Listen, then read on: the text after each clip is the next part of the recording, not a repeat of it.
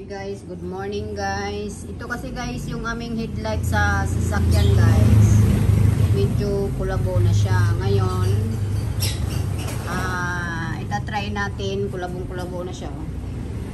Itatry natin guys na lagyan itong lemon at breadcrumbs at saka tawag nito yung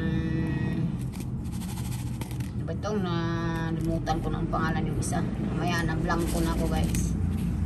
Ano ko na lang dyan guys. I-write ko na lang dyan.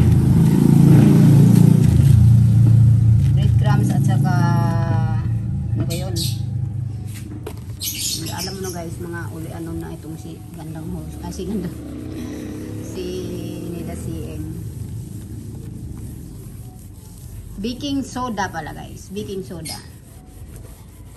Try natin guys kasi wala namang masama. Try. Hindi natin kung wala bang kulabo.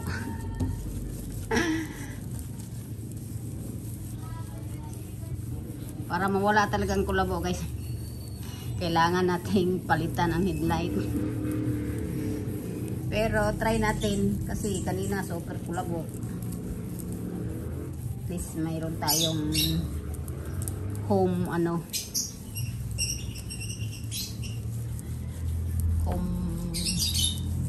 tawag na yan, home remedy ang tawag nito para makatipid ba, hindi tayo bibili ng ilaw, mahal kasi itong headlight kung bibilhin. Kaya try natin kung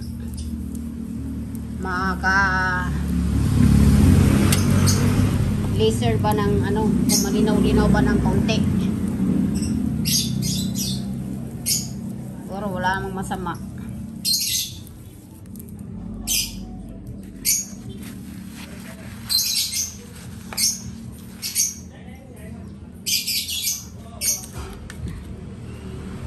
Walang masama kung tayo magsubok guys.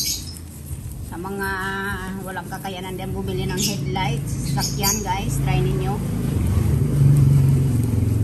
So, mag-experience muna ako dito guys. If it's really, kung ito ba ay proven. So, proven, o baka lalong nagkulabo na hindi na. So, proven ba siya?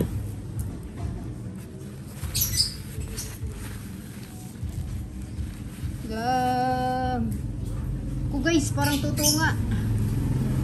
Parang nga siya siya, konti lang nga nilagay ko. Parang siyang talaga kaya na lang guys yung husga kung nagano ba siya. Sa akin parang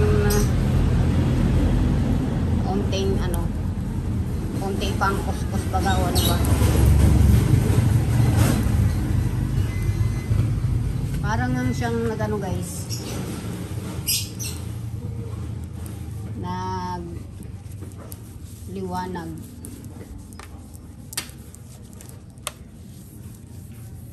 Nagliwanag ang yan guys.